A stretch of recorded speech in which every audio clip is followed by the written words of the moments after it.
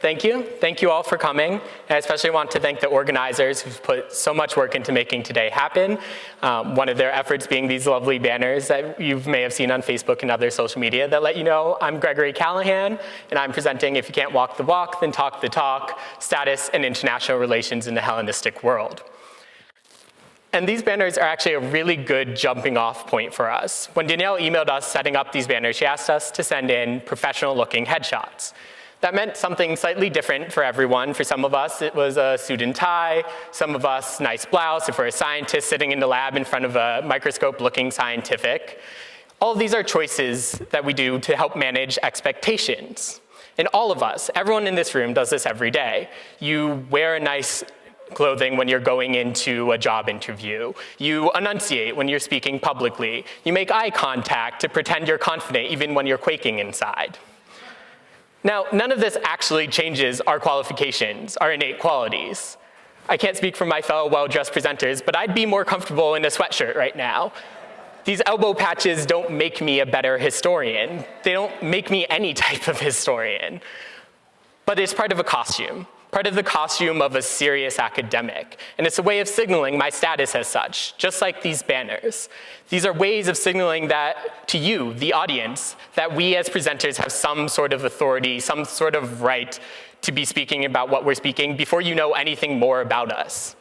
And it's not just we as individuals that do this. Entire countries do this, nations.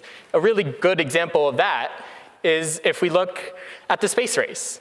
Russia sends a satellite into space, Americans land a man on the moon.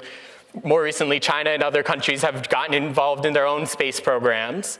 And there are very practical reasons for all of this. But there are also purely symbolic reasons. Only advanced, developed countries can take part in space exploration.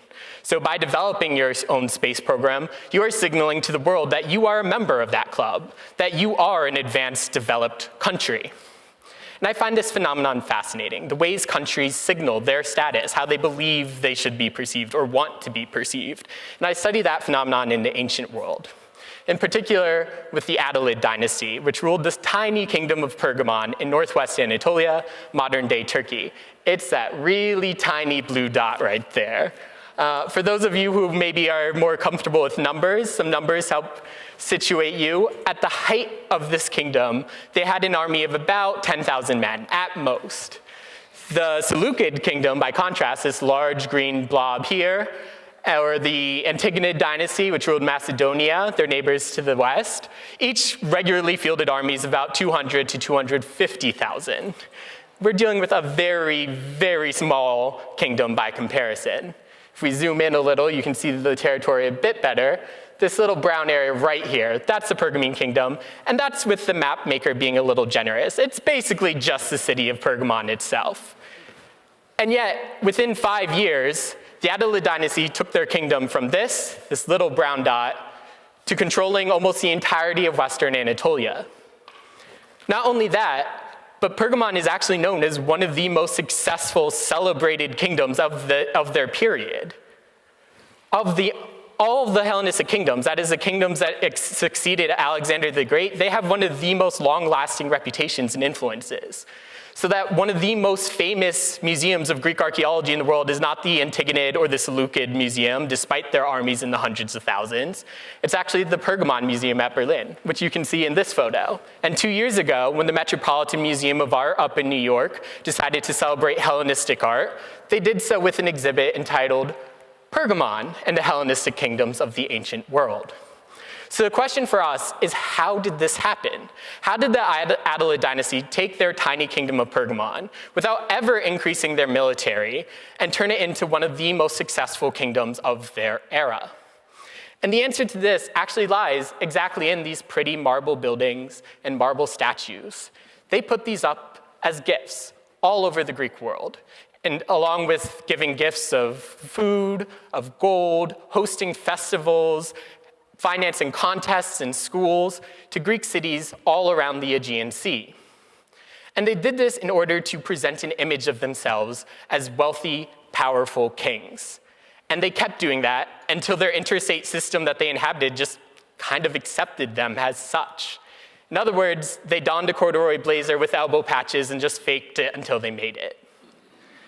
This isn't a wholly novel concept. Several people have looked at individual monuments of the Attalids and made this observation.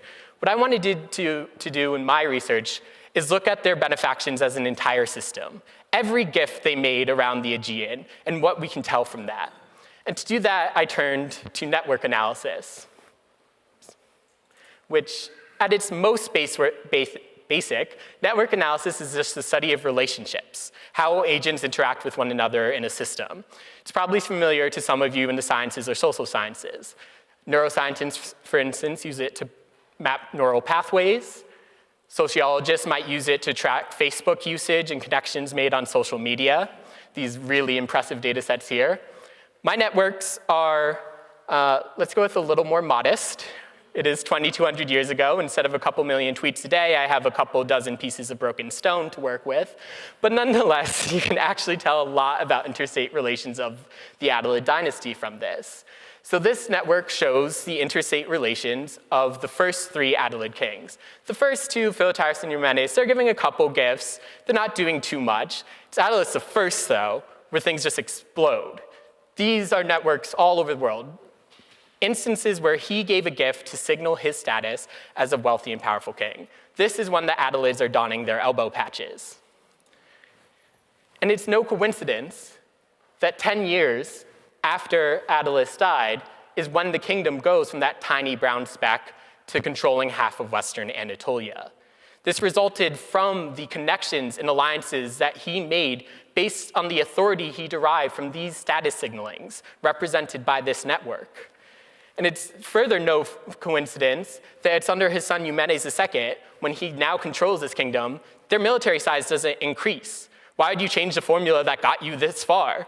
Instead, the network explodes. He uses that increased wealth to give even more gifts all around the Aegean. This is an upgrade from elbow patches to full-on professorial tweed. And it's because of that expansion, this status signaling all around the Aegean world, that the Attalids and the Pergamon kingdom are really emblazoned in the historical memory, and why today we talk not about the Antigonid or Seleucids in the Hellenistic kingdoms, but about Pergamon in the Hellenistic kingdoms of the ancient world. Thank you for your attention.